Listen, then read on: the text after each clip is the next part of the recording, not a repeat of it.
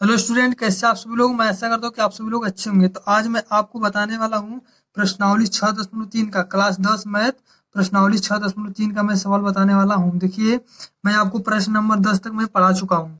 आज मैं आपको बताने वाला हूँ प्रश्न नंबर 11। ठीक, तो चलिए, अगर इसके पहले का अगर आप वीडियो नहीं देखे तो जाकर के देख लीजिए। प्रश्न 10 तक का सब एकदम अच्छा से एकदम मैं पढ़ाया हूँ।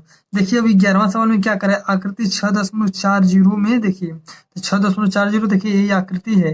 करे इसमें देखिए, करे ये जो करा है कि ए बी बराबर ए सी वाले एक समद्विबाहु त्रिभुज ए बी सी की बनाई गई भुजा सी बी सी पर स्थित ई एक बिंदु है। करे जो बी सी है इसकी भुजा बढ़ाई गई है और इस पर कौन स्थित है, ई बिंदु है। आई कह रहा है ए डी जो है लंब है बी सी पर और ई एफ लंब है किस पर, ए सी पर। ठीक, करे तो सिद्ध कीजिए कि त्रिभुज ए बी डी समरूप है ई सी एफ के। इसका मैं चित्र देखिए मैं यहाँ पर बना चुका हूँ, आप देखिए समझ में आ जाएगा। ठीक, देखिए यही चित्र है, यही आपको सिद्ध करना है। तो हम चलिए सिद्ध करते हैं। तो अब हल में लिखेंगे, क्या लिखेंगे, ध्यान दीजिए, दिया है। क्या लिखेंगे, दिया है। तो क्या दिया है, यही दिया था कि ए बी बराबर ए सी। ए बी बराबर ए सी क्यों, क्योंकि समद्विबाहु त्रिभुज है। तो समद्विबाहु त्रिभुज में दो भुजा बराबर होता है, तो जितना ए से लेके बी उतना ए से लेके सी। ठीक, इतना दिया है।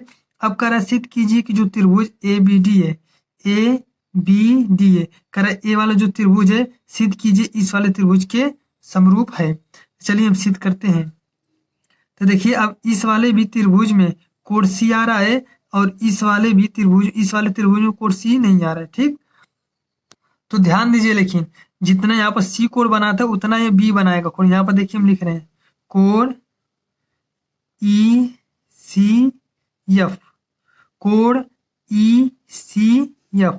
जितना यहाँ पर ई सी के यहाँ कोण बन रहा है उतना ही कहाँ बनेगा, अब इस वाले देखिए त्रिभुज, इस वाले त्रिभुज में देखिए, तो जितना सी के यहाँ कोण बन रहा है उतना ही हम बी के यहाँ कोण लिख सकते हैं। तो लिखेंगे कोण ए बी डी, कोण ए बी डी। जितना यहाँ कोण बनेगा उतना ही यहाँ पर, क्यों, क्योंकि ये समद्विबाहु त्रिभुज है। ठीक, अब आगे देखिए लिख लेंगे, क्या लिखेंगे, ध्यान दीजिए।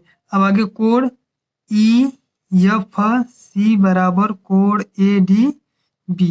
तो जो एफ है यहाँ पर भी देखिए 90 अंश का बन रहा है और जो इस वाले त्रिभुज में जो डी है यहाँ पर भी 90 अंश का कोण बन रहा है। तो इस तरह से हम लिख लेंगे और उसके बाद फिर हम आगे देखिए क्या लिख रहे हैं। अब लिख लेंगे ए समरूपता से, ए समरूपता से, ये दो कोण बराबर आपका हो गया। यहाँ पर अगर आपको लिखना हो तो आप यहाँ पर थोड़ा सा लिख सकते हैं, क्या, ये समद्विबाहु त्रिभुज है। वैसे भी आपको सवाल में लिखा था समद्विबाहु त्रिभुज है, समद्विबाहु त्रिभुज है। समद्विबाहु त्रिभुज में ये दोनों कोण आपस में बराबर रहते हैं। तो देखिए लिख देंगे कि ए समरूपता से, ए समरूपता से। बस ये लिख करके आप लिख लेंगे लास्ट में कि त्रिभुज ए बी डी जो है समरूप होगा किसके, त्रिभुज ई सी एफ के। बस आपके सवाल लग गया।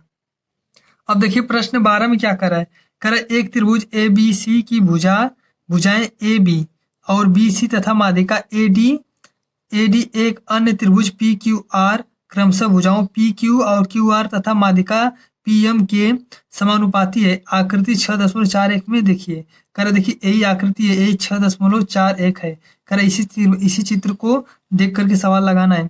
कर सिद्ध करना है, मतलब दर्शाइए कि त्रिभुज A B C P Q R के क्या है, समरूप है। तो ध्यान दीजिए, इसको देखिए, इसका हम चित्र यहाँ पर बना चुके हैं।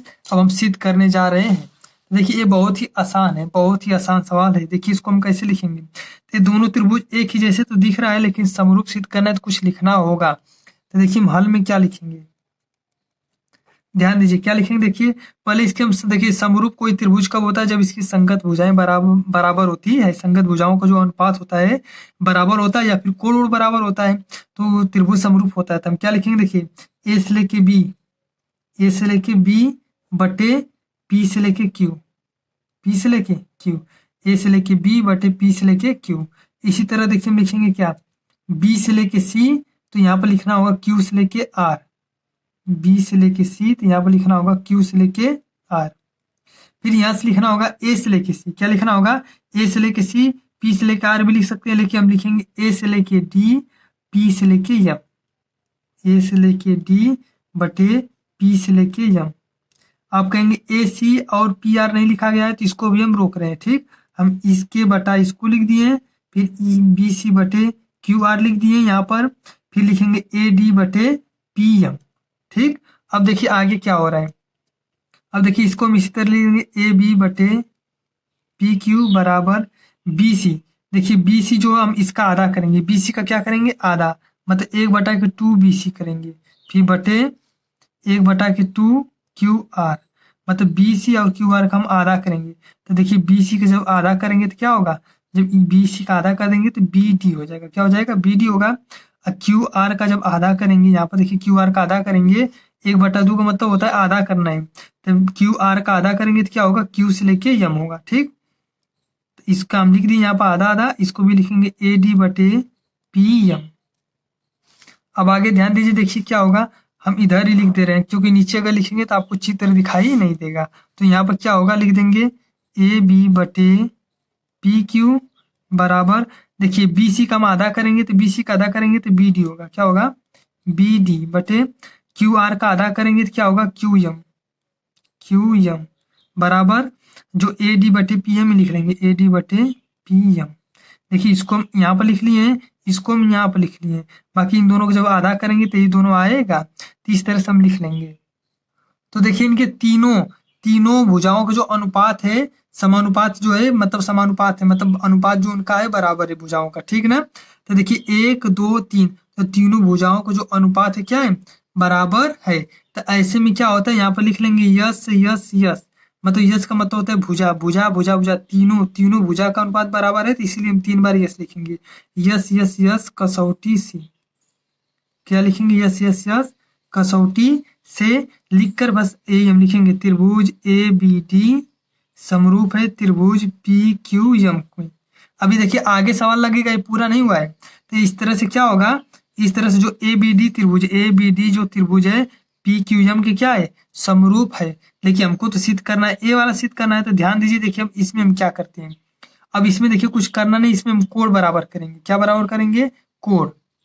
देखिए हम इस तरह कर सकते हैं, जितना बी के यहाँ कोण बनना है उतना क्यू के यहाँ बनेगा, जितना सी के यहाँ कोण बनेगा उतना आर के यहाँ बनेगा, और जितना ए के यहाँ कोण बनना है उतना हम पी के यहाँ कोण लिख सकते हैं। लिखने के बाद फिर लास्ट में यही हम लिख देंगे। लेकिन देखिए इस तरह भी कर सकते हैं इसको, देखिए हम यहाँ पर लिख रहे हैं कोण ए बी सी बराबर कोण पी क्यू आर, कोण ए बी सी बराबर पी क्यू आर। देखिए ये लिखे हैं A B C P Q R, तो जो बी तर बनना है कोण वही क्यू तर बनेगा। तो देखिए ये दोनों कोण आपस में बराबर है, ये दोनों कोण आपस में बराबर है। और एक ठो भुजा भी लिख लेंगे, भुजा में भी दो ठे भुजा में लिख लेंगे बराबर रहेगा, तो लिखेंगे ऐसे ए बी बटे पी क्यू, ए बी बटे पी क्यू, और बी सी बटे क्या लिखेंगे, बी सी बटे क्यू आर लिखेंगे, बी सी बटे क्यू आर लिख लेंगे। ठीक, इस तरह से। तो ध्यान दीजिए ए बी बटे पी क्यू बराबर बी सी बटे क्यू आर। तो देखिए हम यहाँ पर त्रिभुज में देखेंगे तो आपको समझ में आ जाएगा। ठीक, देखिए ये लिखे ए बी बटे पी क्यू बराबर ए बी सी बटे क्यू आर, यही चीज लिखे हैं। तो ध्यान दीजिए दो ठे भुजाओं का अनुपात जो है बराबर है, एक ठे कोण बराबर है। तो क्या है यहाँ पर, तो ऐसे लिखेंगे, देखिए यस ए यस नियम से, यस यस का मतलब दो ठे भुजाओं का अनुपात बराबर है, और ए का मतलब एक ठो कोण बराबर है। तो इस तरह से जब होता है तो जो त्रिभुज होता है वो समरूप होता है। तो यहाँ पर लिख लेंगे अतः त्रिभुज ए बी सी समरूप होगा त्रिभुज पी क्यू आर की। इस तरह से आप लिख लेंगे। ठीक, इस तरह से आपका 12वां सवाल हो गया। चलिए 13वां देखिए आगे 13वां सवाल देखिए आपको क्या कहा है, करा एक त्रिभुज एबीसी की भुजा, एबीसी त्रिभुज बनाना है। ठीक, हम बना चुके हैं, हम आपको समझा देंगे। एबीसी एक त्रिभुज बनाना है। करा की भुजा बीसी पर एक बिंदु डी इस प्रकार लीजिए कि कोण एडीसी बराबर है कोण बीएसी के। करा एडीसी बराबर रहना चाहिए बीएसी के। करा दर्शाइए इतना बराबर इतना, मतलब इसको सिद्ध करना है। तो देखिए हम चित्र बना दिए। ठीक, करा बीसी पर बिंदु डी होना चाहिए। तो देखिए हम यहाँ पर चित्र बना चुके हैं। करा देखिए बीसी पर क्या होना चाहिए, बीसी पर बिंदु डी होना चाहिए, और इस तरह से रहना चाहिए। देखिए यहाँ पर करा है कि दिया है, क्या दिया था, एडीसी ए डी सी, मतलब यहाँ पर जो कोण बना है वो किसके बराबर होना चाहिए, बीएसी के। मतलब जितना यहाँ पर कोण बन रहा है उतना यहाँ पर कोण बनना चाहिए। तो इतना दिया है, ठीक, इतना ये दिया है।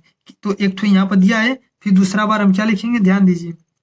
देखिए जो त्रिभुज यहाँ पर लिखेंगे, त्रिभुज ए बी सी कामा त्रिभुज ए डी सी में, ए डी सी में क्या लिखेंगे हम, ध्यान दीजिए। तो लिखेंगे कोण ए डी सी बराबर कोण बी ए सी, ये तो दिया ही था, एक ठो कोण बराबर हो गया।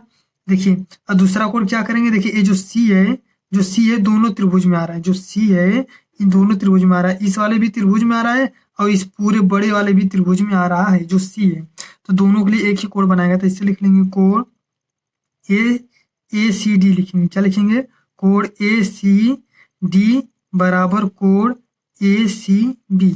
जितना ए सी डी बनेगा उतना ए सी बी बनेगा।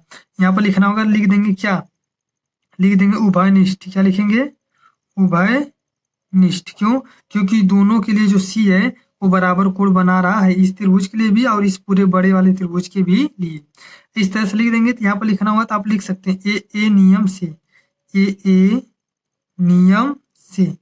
ए नियम से क्या होगा, ए न होगा, त्रिभुज ए बी सी जो है समरूप है, त्रिभुज ए बी सी क्या होगा, समरूप होगा त्रिभुज ए सी डी के, त्रिभुज ए सी डी के। मतलब ये बड़ा वाला त्रिभुज और ये जो छोटा वाला त्रिभुज क्या है, समरूप होगा। लेकिन आपको तो सिद्ध करना है, तो देखिए इसको हम कैसे सिद्ध कर रहे हैं। तो इसको सिद्ध करने के लिए क्या करेंगे, देखिए त्रिभुज समरूप है, तब आगे हम लिखेंगे क्या, देखिए लिखेंगे सी ए अपान सी डी, सी ए अपान सी डी बराबर सी बी अपान सी ए। देखिए ए कैसे आया, ध्यान दीजिए। देखिए सी ए, देखिए ये जो कोण का है बराबर के लिए, तो अगर आप देखेंगे कहीं करे किस प्रकार का है, यहाँ का कोण कुछ अलग जैसा लग रहा है, यहाँ का कोण अलग जैसा है, लेकिन उस सवाल में कहा था कि दोनों बराबर है। तो देखिए जितना सी ए बटा क्या लिखेंगे, सी ए, देखिए सी ए बटा सी डी लिखेंगे बराबर, फिर सी बी, फिर लिखेंगे सी बी बटा सी ए, क्या लिखेंगे, सी ए। तो ध्यान दीजिए सी से लेके जो ए है, तो सी से लेके ए, देखिए ये बड़ा है, सी से लेके ए क्या है, बड़ा है, उसको ऊपर लिख लिए। उसके बाद देखिए सी से लेके डी क्या है, छोटा है, उसको नीचे लिख लिए, ठीक। फिर उसी तरह सी से लेके बी तक, सी से लेके बी तक थोड़ा सा बड़ा है, उसको ऊपर लिखेंगे, और सी से लेके ए तक जो छोटा है इस तरह से लिखेंगे। आप चाहे जैसे समझिए, लेकिन इस चीज को याद रखिए कि इस तरह से ही लिखना है। अब इसके बाद देखिए क्या होगा, ध्यान दीजिए। अब देखिए इसका तिर्यक गुणा कर देंगे, इसका इसमें गुणा, इसका इसमें गुणा। तो सी ए का गुणा सी ए में करेंगे तो क्या होगा, सी ए का गुणा सी ए में करेंगे तो हो जाएगा आपका सी ए स्क्वायर हो जाएगा। और उसके बाद इसका गुणा इसमें करेंगे तो क्या होगा, यही होगा C B into C D, यही होगा। इसका गुणा इसमें करेंगे तो सी ए का स्क्वायर हो जाएगा, क्योंकि दोनों एक ही चीज है। इसका गुणा इसमें करेंगे तो इस तरह से हम लिख लेंगे। बस यही आपको सिद्ध करना था। प्रश्न नंबर 13 हो गया। आगे ध्यान दीजिए, प्रश्न नंबर देखिए 14। देखिए इसमें क्या कर रहा है कि एक त्रिभुज एबीसी की भुजा ए बी और ए सी तथा माध्यिका ए डी, मतलब एक तरह से मिला जुला के जान जी, सेम यही एकदम चित्र बनाना है। और यही प्रश्न भी कहा है, करे एक त्रिभुज ए बी सी, देखिए यहाँ पर ए बी सी है, फिर कह रहा है कि ए बी और ए सी माध्यिका ए डी, कह रहा है देखिए माध्यिका ए डी है, तथा अन्य त्रिभुज की भुजा पी क्यू, जो अन्य जो त्रिभुज पी क्यू आर है, इसकी भुजा पी क्यू और पी आर तथा माध्यिका पी एम। देखिए पी क्यू, अरे देखिए पी क्यू है, पी क्यू और P R, P Q P R, इसकी जो माध्यिका है क्या है, पी एम है। देखिए पी एम है के क्रमशः समानुपाती दर्शाइए, ये त्रिभुज एबीसी पी क्यू आर क्या है, समरूप है, ठीक। तो ध्यान दीजिए, देखिए 14वीं जो सवाल है, जो 14वीं सवाल है एकदम किसके जैसे है, ये 12वीं सवाल के जैसे एकदम सेम टू सेम है। तो जो 14वीं सवाल है एकदम 12वीं सवाल के जैसे आप एकदम लगा लेंगे, ठीक। देखिए जैसे ये 14वीं सवाल का हम चित्र बनाए, एकदम सेम यही चित्र, सेम यही सिद्ध करना किए हैं हम, किसमें, 12वीं सवाल में किए हैं। तो आपको 12वीं सवाल ही आराम से एकदम अच्छे से उतार लीजिए, चाहे 12वीं कीजिए चाहे 14वीं कीजिए, बात एक ही है। तो इस तरह से आपका ये सिद्ध हो जाएगा, दोनों सेम ही है, ये नहीं कि मतलब अलग है। तो इस तरह से आप 14वीं सवाल को एकदम सेम टू सेम एकदम उतार लीजिए, कोई दिक्कत नहीं, कोई गलत नहीं, सेम वही सवाल है। अब देखिए प्रश्न नंबर 15 पर हम आ जा रहे हैं। कह रहे हैं कि 6 मीटर वाले एक ऊर्ध्वाधर स्तंभ की भूमि पर छाया की लंबाई 4 मीटर है। तो क्या कहा था, 6 मीटर स्तंभ है। तो देखिए 6 मीटर क्या है, लंबा स्तंभ माने होता है खंबा है। ठीक, आगे कह रहा है कि इसकी जो परछाई है, क्या इसकी है, ध्यान दीजिए, कह रहा है कि इसकी जो छाया, छाया मतलब जो परछाई है वो 4 मीटर लंबा है। कितना है, 4 मीटर लंबा है। तो देखिए परछाई को हम कैसे लिखेंगे, ए नीचे। तो देखिए मतलब एक खंबा है, इसका परछाई नीचे ही रहता है ना, तो ऐसे कर लेंगे, इसका ये परछाई। ठीक, इसकी परछाई कितना है, 4 मीटर। तो इसकी परछाई है 4 मीटर है। ठीक, कह रहा है ठीक इसी समय, आगे देखिए सवाल में कह रहा है कि इस उसी समय एक मीनार की छाया 28 मीटर है। एक मीनार की छाया 28 मीटर है। मीनार की ऊंचाई ज्ञात कीजिए। कह रहा है उसी समय मान लीजिए एक ठो जो मीनार है, अब कितना ऊंचा नहीं दिया है, इस मीनार की ऊंचाई ज्ञात करना है। कह रहा है इस मीनार की जो छाया है, मीनार की जो ए छाया, मान लीजिए हम ए छाया बना ली मीनार की, जो ये मीनार की छाया है कितना है, 28 मीटर है, 28 मीटर।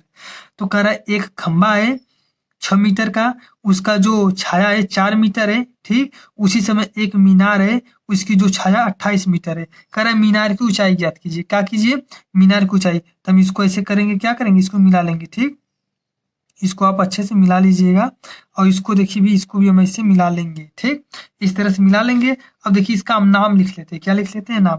देखिए ए बी सी हो गया, इसका हम लिख लेते हैं पी क्यू आर, कुछ भी नाम लिख लीजिए, कोई दिक्कत नहीं है। अब कह रहे हैं हमें मीनार की क्या करना है, ऊंचाई ज्ञात करना है। तो देखिए त्रिभुज, देखो देखिए दोनों एक ही टाइम का है। ठीक, जिस समय इसकी छाया बन रही है उसी समय इसकी भी छाया बन रही है, तो दोनों का त्रिभुज एक ही जैसे रहेगा। बस ये छोटा त्रिभुज है, ये बड़ा त्रिभुज है, तो त्रिभुज दोनों समरूप है। त्रिभुज दोनों क्या है, समरूप है। तो देखिए समरूप त्रिभुज की जो भुजाएं होती है उनका अनुपात भी जो होता है बराबर होता है। तो ऐसे हम लिखेंगे क्या, ए बी, क्या लिखेंगे, ए बी बटे, ए बी देखिए नीचे के ले रहे हैं जो छाया है, ए बी बटे पी क्यू, ए बी बटे पी क्यू बराबर सी बी बटे आर क्यू, सी बी बटे आर क्यू। इस तरह से हम ले लेंगे। अब इसके बाद सबका मान रख लेंगे। देखिए ए बी में क्या रखना है, ए बी का मान कितना है, 4 है, 4 लिख लेंगे। अब पी क्यू का मान कितना है, पी से लेके क्यू का मान, देखिए पी से लेके क्यू का मान 28 है, तो यहाँ 28 लिख लेंगे। बराबर क्या है, देखिए सी से लेके बी का मान, सी से लेके बी का मान 6 है, 6 लिख लेंगे। और आर से लेके क्यू का मान क्या है, आर से लेके क्यू का मान कुछ नहीं दिया है, तो आर से लेके क्यू का मान हम क्या कर लेंगे, यच मान लेंगे। आप यच मान लीजिए आर से लेके क्यू का मान, या फिर आर क्यू ही लिख दीजिए, कोई दिक्कत नहीं है। तो चलिए हम इसका ऊंचाई क्या मान लेंगे, यच मान लिए। ठीक, मीनार की ऊंचाई, तो आर क्यू की जगह हम क्या लिख लेंगे, यच लिख लेंगे। ठीक, अब इसको हल कर लीजिए, इसका इसमें गुणा, इसका इसमें गुणा, यच का गुणा 4 में करेंगे तो क्या होगा आपका, ये 4h हो जाएगा। कितना होगा, 4h बराबर 28 का गुणा 6 में करेंगे तो क्या होगा, ये 28 गुणे 6 हो जाएगा। ठीक, अब आगे ध्यान दीजिए क्या होगा, देखिए ये h बराबर 28 गुणे 6 बटे, ध्यान दीजिए ये देखिए h बराबर क्या होगा, ये 28 गुणे 6 इधर हम लिख लिए हैं। ठीक, ये 4 का देखिए गुणा है, क्या है, 4 का गुणा है, इधर गुणा इधर आएगा तो क्या हो जाएगा, भाग हो जाएगा। क्या हो जाएगा, भाग। मतलब 4 जब इधर से जब इधर आएगा तो इसके नीचे हो जाएगा, मतलब इधर गुणा में इधर हो जाएगा भाग में। देखिए चित्र को देखते रहे, इसीलिए हम इधर साइड में बता रहे हैं। तो एच बराबर आपका क्या होगा, देखिए 4 से इसको काट लीजिए, 4 सत्ते 28, 4 से 28 में भाग देंगे तो कितना मिल जाएगा, 7 भी। तो 4 सत्ते 28, ये गुड़े अभी 6 बचा है तो 6 लिख लेंगे। एच बराबर क्या होगा, 7 छंग 42, तो 42 मीटर। जो मीनार की ऊंचाई कितना है, 42 मीटर होगा। जो एच का मान देखिए यही मीनार है, यहाँ पर लिख लेंगे मीनार की जो ऊंचाई है आर से लेके क्यू, या आर से लेके क्यू बराबर क्या हो गया, 42 मीटर आ जाएगा। ये आपका आंसर है। ठीक, अब चलिए लास्ट सवाल पर हम चलते हैं एकदम 16वीं सवाल पर। ठीक, ये आपका 15वीं सवाल था, तो ये कंप्लीट हो गया। अब देखिए 16वीं सवाल पर हम चलते हैं। देखिए 16वीं सवाल में क्या कर रहा है, देखिए त्रिभुज है। ठीक, सेम इसी तरह देखिए हम किताब में आपको हम दिखा दे रहे हैं क्या कर रहा है। देखिए ये सेम इसी तरह त्रिभुज है, जैसे हम 12वीं का आपको बताए हैं, और उसके बाद जैसे 14वीं था सेम उसी तरह देखिए इसका भी चित्र बनाना है। तो हम देखिए यहाँ पर चित्र बना लिए एकदम सेम इसी जैसे, ये सिद्ध करना है तो हम लिख चुके हैं यहाँ पर, देखिए ठीक है ना। देखिए त्रिभुज बन गया। अब आगे जो सिद्ध करना है, कह रहा है सिद्ध कीजिए कि इतना बराबर इतना, और ई कह रहा है दिया है, क्या किया है, इतना दिया है। कह रहा है ए बी सी समरूप है, पी क्यू आर के समरूप है, लेकिन सिद्ध क्या करना है आपको, इतना करना है, बी बटे पी क्यू और ए डी बटे पी एम करना है। तो देखिए हम करेंगे क्या, ध्यान दीजिए, देखिए इसको हम हल करने जा रहे हैं, तो हल कर ले रहे हैं। इसमें क्या होगा, ध्यान दीजिए, जितना देखिए कोण क्यू है, जितना कोण क्यू है उसी के बराबर कोण बी आपका होगा। जितना देखिए यहाँ पर कोण क्यू है उतना ही कोण बी होगा। क्यों? क्योंकि ये दोनों त्रिभुज तो समरूप है, उसमें दिया था दोनों त्रिभुज क्या है, समरूप है। तो जितना क्यू है उतना ही यहाँ पर बी बनेगा। फिर और हम क्या लिखेंगे, देखिए पी क्यू, पी क्यू देखिए, चाहे पी क्यू लिख लीजिए पहले, चाहे ए बी लिख लीजिए, कोई दिक्कत नहीं है। चाहे ए बी लिखिए, चाहे पी क्यू लिख लीजिए, कोई दिक्कत नहीं है। तो हम लिखेंगे पी क्यू। तो चलिए अच्छा, पी क्यू को हम काट दे रहे हैं, ए बी लिख दे रहे हैं, क्योंकि पहले ए बी दिया है ऊपर, ऊपर ए बी दिया है, फिर तब पी क्यू दिया है, तो पहले हम ए बी को ही ऊपर लिख लेंगे। ठीक, तो इस चित्र को आप पहले बना लीजिए, इस चित्र को बाद में बना लीजिए, कोई दिक्कत नहीं है। तो हम लिख लेंगे, क्या लिखेंगे, ए बी बटे पी क्यू। ठीक, ए बी बटे पी क्यू लिख लेंगे। ठीक, बराबर फिर क्या लिखेंगे, बी सी, क्या लिखेंगे, बी सी बटे क्यू आर, बी सी बटे क्यू आर। अब ध्यान दीजिए, अगर देखिए अगर हम बी सी का आधा करेंगे तो क्या होगा, बी से लेके डी मिलेगा, बी से लेके डी मिलेगा। और अगर हम क्यू से लेके आर का आधा करेंगे तो क्या मिलेगा, क्यू से लेके यम मिलेगा। क्या मिलेगा, क्यू से लेके यम मिलेगा। तो देखिए ऐसा हम सवाल बता ही दिए, आप देखिए, देखिए इसको भी फिर हम बता ही दे रहे हैं। तो देखिए ए बी बटे पी क्यू, हम इसका आधा करेंगे, क्या करेंगे, आधा करेंगे, मतलब 1/2 बी सी, 1/2 क्यू आर। तो आपको क्या मिलेगा जब आधा करेंगे, तो आपको यही मिलेगा, क्या ए बी बटे पी क्यू बराबर, देखिए अब 1/2 बी सी का देखिए हम जब आधा करेंगे क्या करेंगे, देखिए बी सी का आधा करेंगे तो बी डी मिलेगा। तो पहले हम क्या लिखेंगे, बी डी, ऊपर लिख लेंगे बी डी। फिर उसके बाद देखिए क्यू आर का जब हम आधा करेंगे, क्यू आर का आधा करेंगे तो क्यू से लेके यम मिलेगा, आधा, आधा क्या होगा, क्यू से लेके यम।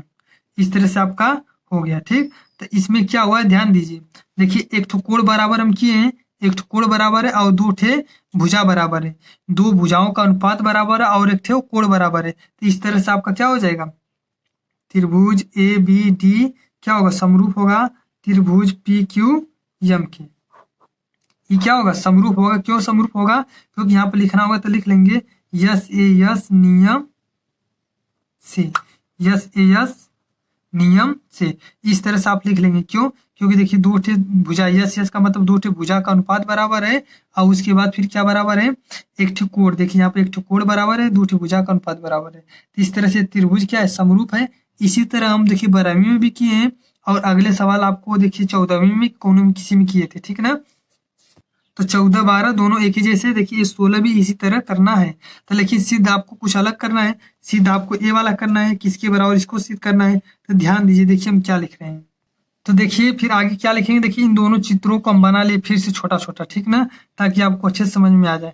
इसको हम लिखेंगे ए बी, क्या लिखेंगे, ए बी बटे पी क्यू है, देखिए पी है, क्या है, पी है, पी क्यू, ए बी बटे पी क्यू बराबर लिखेंगे, फिर क्या लिखेंगे, फिर पी एम, देखिए लिख लेंगे, क्या लिखेंगे, पी एम।